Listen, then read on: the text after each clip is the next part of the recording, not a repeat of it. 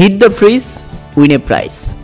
Walton company আগেই ঘোষণা দিয়েছিল ছক্কা মেরে যে ব্যাটার এই ফ্রিজে আঘাত করতে পারবে সেই জিতে নিতে পারবে লাখ টাকার ফ্রিজ। আর সেখানেই ঘটে গেছে বিপত্তি।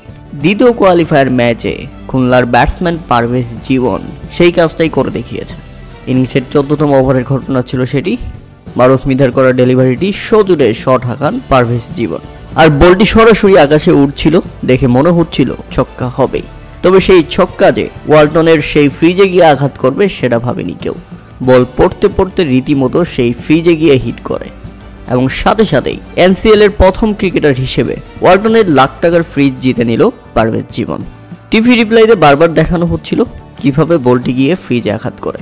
বলটা যেমন উপরে উঠেছিল ঠিক তেমনি রীতিমতো সেই ফ্রিজে গিয়ে আঘাত করে, যা ছিল দুর্দান্ত এবং অসাধারণ এক দৃশ্য। সেখানে থাকা মাঠকর্মী তো রীতিমতো উল্লাসে ফেটে ওঠেন।